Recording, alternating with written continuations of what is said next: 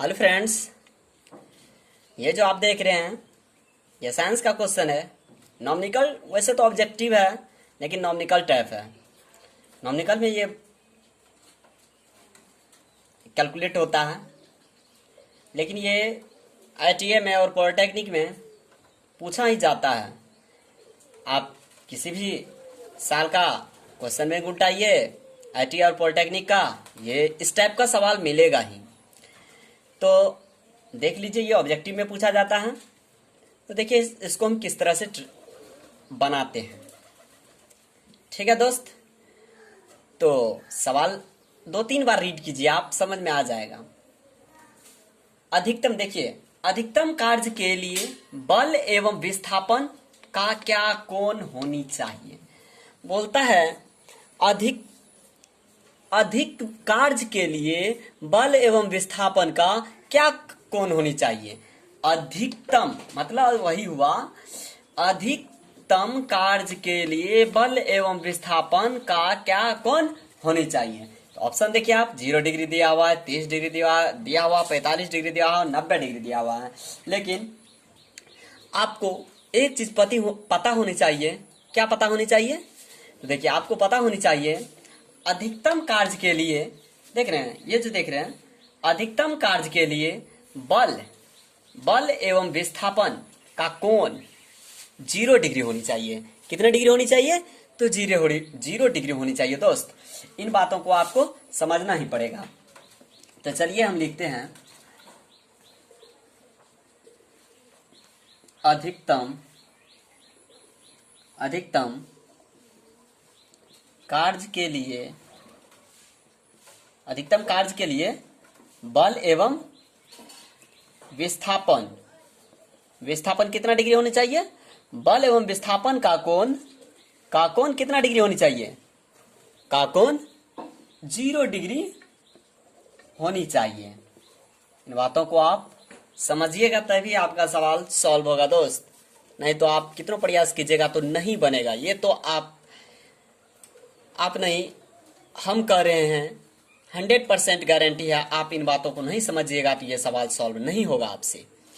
तो देखिए, तो हम यहाँ पे फॉर्मूला लिख दे रहे हैं, इसलिए आप लोग जानते होंगे कार्य बराबर क्या होता है, Fs cos थीटा। इन बातों को आप जानते हैं क्या? नहीं जानते हैं? नहीं जानते हैं तो यहाँ पे जान लीजिए आप। तो Fs cos थीटा होता है। W बराबर, यहाँ पे कार्य W किसको सूचित करता है? तो कार्य को सूचित करता है। ठीक, कार्य को सूचित करता है। और Fs cos थीटा, तो देखिए ये सूत्र होता है, आप लोग 8 क्लास में पढ़े होंगे। नहीं पढ़े होंगे तो 10th में तो ये सूत्र है ही, लेकिन वहां पे भी आपको झलक नहीं आया होगा, तो मैं यहाँ बता दे रहा हूं। W बराबर Fs cos थीटा होता है, ठीक ना? Fs cos थीटा होता है। तो देखिए Fs cos कितना डिग्री माने हैं? बल एवं विस्थापन के बीच का कोण 0 डिग्री ना, डिग्री। अब देखिए cos 0 डिग्री का मान कितना होता है? cos 0 डिग्री का मान तो 1 होता है दोस्त, आप पढ़े होंगे।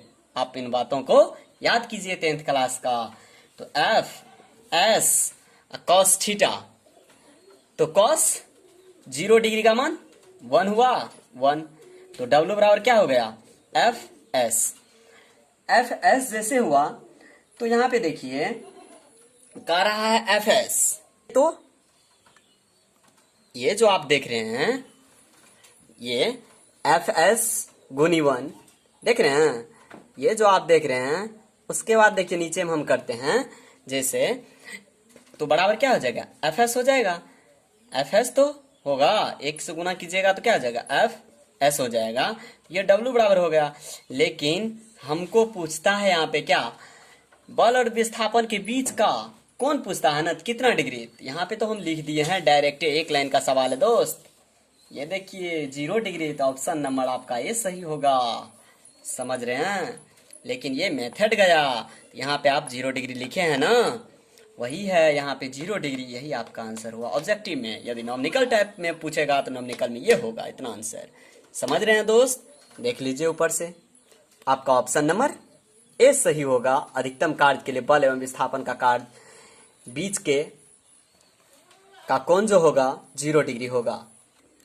देखिए ये दोस्त दूसरा सवाल है, तो ये भी साइंस का ही है, ठीक है। तो देखिए सवाल क्या कहता है, दो द्रव्यमान एक दूसरे से n गुनी भारी, दो द्रव्यमान एक दूसरे से n गुनी भारी एक समान गतिज ऊर्जा रखते हैं, उनके संवेग का अनुपात। तो आपको दोस्त निकालना क्या है, निकालना है बस संवेग का अनुपात निकालना है, ठीक ना दोस्त। तो यही आपको निकालना है। तो देखिए दो द्रव्यमान एक दूसरे से n गुनी भारी हैं, एक दूसरे से, तो हम यहाँ पे किसको मानेंगे, एक दूसरे से n गुनी भारी है, एक दूसरे से n गुनी भारी है। देखिए किस तरह से निकलेगा, कंप्रोमाइज करके बोलता है एक दूसरे से। तो देख लीजिए, लेट सॉल्व, लेट क्या कर लेंगे, लेट मतलब माना कि एक द्रव्यमान क्या हो जाएगा, इसको बड़ा M मान लेते हैं, मान लिए, ठीक। तथा दूसरा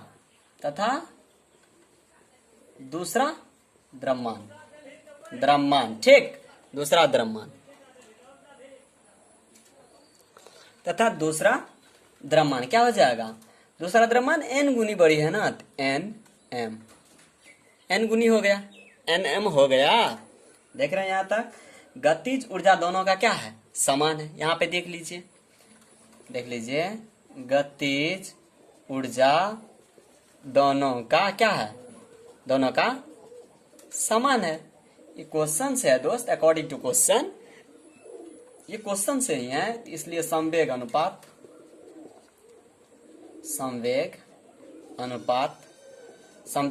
क्या हो जाएगा।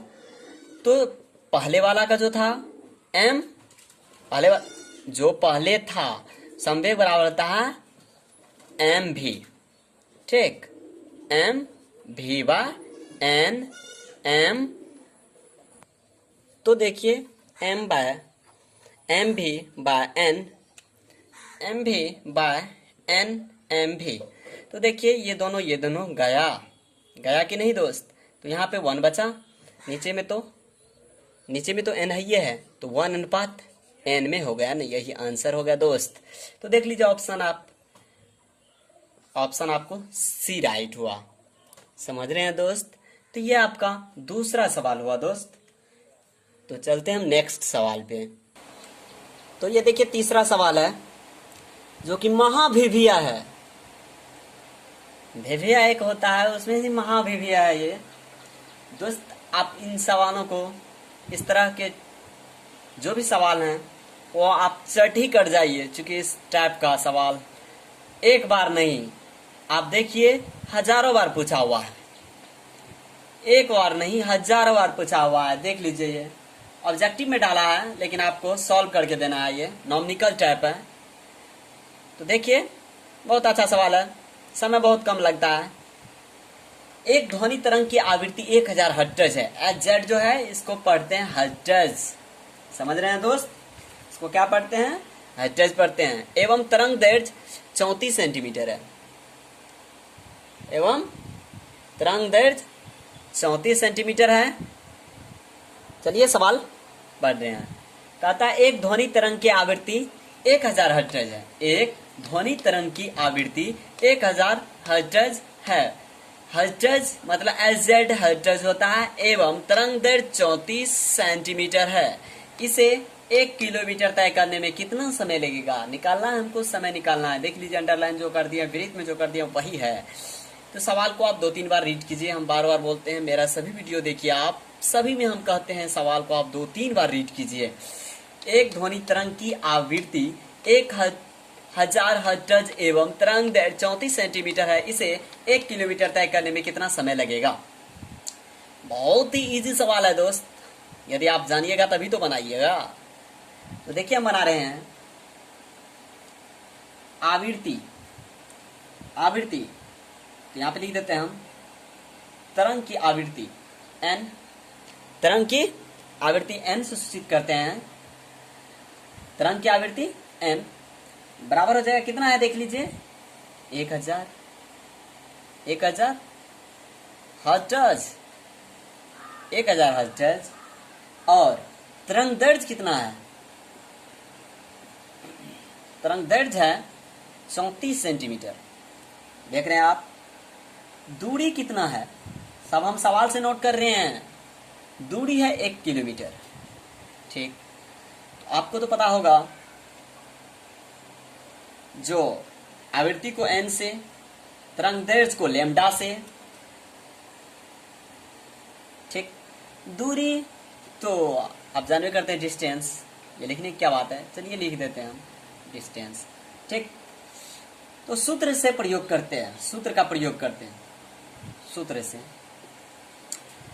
आपको ये याद रखना ही पड़ेगा कि v मतलब वेग बराबर होता है n लैम्डा।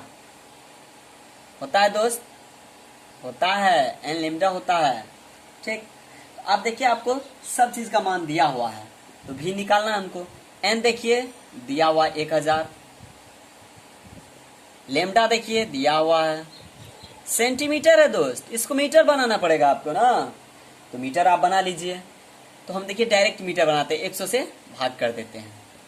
देखिए 2 2 कट गया, 340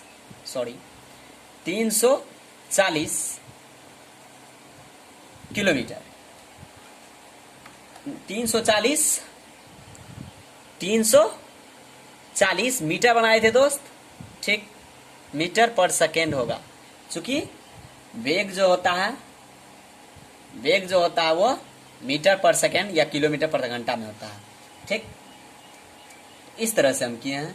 देख लीजिए आप, एन लैम्डा देख लीजिए, 340 मीटर पर सेकेंड हो गया। अब आपको पता होगा, समय बराबर दूरी बटे चाल होता है। इसको हम v से सूचित करते हैं, इसको d से सूचित करते हैं, इसको t सूचित करते हैं। तो हमको निकालना है समय, तो समय निकालना है, तो समय बराबर क्या हो जाएगा, समय बराबर देख लीजिए, ये जो लिखे हैं समय को t से, समय को चूंकि सेकेंड में ले रहे हैं ना, इसलिए s से सूचित करेंगे दोस्त। तो देख लीजिए s बराबर क्या हो जाएगा, s बराबर s, देखिए इस तरह से हम इसको डिफाइन कर रहे हैं, मतलब अलग कर रहे हैं। देख लीजिएगा आप, सॉरी दोस्त, इसको मिटाते हैं, देखते हैं। इस तरह से वही थाउट वही है, लेकिन आप देख लीजिएगा, तो s बराबर होता है vt। ठीक, हमको तो t निकालना है, तो t बराबर हो जाएगा s बाय v। होगा या नहीं दोस्त। तो देख लीजिए यहाँ पे जो है 1000 मीटर, देख रहे हैं सवाल से, देखिए 1 किलोमीटर था, तो इसको मीटर बना लिए। यही जाएगा यहाँ पे डिस्टेंस को जो है, डिस्टेंस को, दूरी का डिस्टेंस होता है, यहाँ पर हम d भी लिख सकते हैं। तो आपको हम समय में बोले थे, वहां पे बोले थे, सूत्र इसका बोले थे, समय बराबर दूरी बटे चाल। देख लीजिए, समय भी निकाल रहे हैं, समय बराबर, तो समय को t सूचित कर देते हैं, दूरी को d से और चाल को v से। कर रहे हैं दोस्त या नहीं कर रहे हैं दोस्त, देख लीजिए वही काम कर रहे हैं, ठीक ना। यहाँ पे जो है हम समय को जो है यहाँ पे t से सूचित कर दिए हैं, t से, और यहाँ पे दूरी जो था उसको हम d से सूचित किए हैं। ठीक, तो ये फॉर्मूला इस तरह से बन जाएगा। देख लीजिए वही है, थाउट वही है, देख लीजिए t है, vt है। हमको तो समय निकालना है ना, तो समय बराबर होता है, देख लीजिए t बराबर, समय बराबर होता है d बाय v। यही है हिंदी में जो लिखे हैं वही, t बराबर d बाय v। यहाँ पे दूरी को हम d माने हैं, तो d, दूरी कितना है दूरी है 1000 मीटर, है ना। तो टी बराबर निकालना है, और चाल कितना है 340 मीटर पर सेकेंड है, पर सेकेंड है ना। कोई कंफ्यूजन की बात नहीं है दोस्त, आप ध्यान केंद्रित कीजिए। वही कह रहा हूं जो आप समझ सकते हैं, वही बता रहा हूं जो आईटीआई में और पॉलिटेक्निक में बार बार टच करता है, ठीक है। आप यदि इसको यदि डिवाइड कीजिएगा, ये आपको टी बराबर हो जाएगा 2.94 सेकेंड आ जाएगा दोस्त। तो 2.94 देखिए, डी नंबर आपका आंसर ऑप्शन सही है दोस्त। और आप बोलिएगा कि वो एस बराबर जो होता है भी टी, तो देखिए उस पर भी निकलेगा, ऐसा बात नहीं है। आप जो बोलिएगा एस बराबर होता है भी टी, उस पर भी निकलेगा दोस्त, घबराने की बात नहीं है, हम उस पर भी निकाल के दिखा देते हैं आपको, ठीक ना। देखिए यहां से देख लीजिएगा आप, उसी का था आउट है। एस बराबर भी टी होता है, नहीं होता है, होता है दोस्त। एस बराबर भी टी, इसको हम आगे बढ़ाते हैं, हमको तो टी निकालना है। टी बराबर हो जाएगा एस बाय भी। तो एस यहाँ पे दूरी को माने हैं हम, तो दूरी और देखिए भी 340 मीटर पर सेकेंड। जो पहले वाले हम कर रहे थे वो भी सही था दोस्त, ये भी सही है, लेकिन आप यहाँ पे कंफ्यूजन में यही फंसते कि क्या फंसते, यहाँ पे दूरी जो है डी है, यहाँ पे दूरी एस कैसे हो गया, सोचने वाली बात है। तो मानने पे अनुभव करता है दोस्त। आप यदि यहाँ पे एस मानते तो यहाँ पे एस आता है, यहाँ पे यदि डी माने हैं तो यहाँ पे देखिए ऊपर में हम क्या कर दिए हैं, डी लिखे हैं या नहीं, देखिए डी लिखे हैं। तो आपको भी पता होगा, बच्चे में पढ़े होंगे आप, समय बराबर दूरी बटे चाल पढ़े हैं, उसी फॉर्म पे तो आता है दोस्त। अब आप इसको भी कट कर लीजिए, आप इसको भी कट कर लीजिएगा तो वही आएगा 2.94 सेकेंड। ये एस जो है, एस को आप 5 मत समझिएगा, यही आपका आंसर हो जाएगा दोस्त। तो ठीक है, तीसरा क्वेश्चन सॉल्व हुआ दोस्त। तो हम यही कहेंगे दोस्त, आप अच्छे से इस चैनल पे स्टडी कीजिए, मेहनत कीजिए, ताकि आप यदि मेहनत कीजिएगा तो मुझे बताने में और भी अच्छा लगेगा। आप कमेंट कीजिए, यहाँ पे नहीं समझे तो हम फिर से आपको ट्रैक करके बताएंगे। और कमेंट नहीं कीजिएगा तो हम कैसे समझेंगे जो मेरे बच्चे पढ़ रहे हैं या नहीं पढ़ रहे हैं, समझ रहे हैं या नहीं समझ रहे हैं। आप कमेंट कीजिए, बार बार कहते हैं आप कमेंट कीजिए, सवाल को 2-3 बार रीड कीजिए, समझ में तो आएगा ही। इतना तोड़ के बताते हैं दोस्त, कोई टीचर यूट्यूब वाले नहीं बताएंगे, ये मेरा दावा है। आप देख लीजिए, जाके देखिए कहीं, और इस तरह से आप डिवाइड कर लीजिएगा तो आंसर आपका डी हो जाएगा दोस्त। देख लीजिए आंसर डी हो जाएगा। तो हम यही कहेंगे दोस्त, आप यदि इस चैनल पे पहली बार आए हैं तो चैनल को सब्सक्राइब कर दें, लाइक कर दें और शेयर भी कर दें। थैंक यू दोस्त।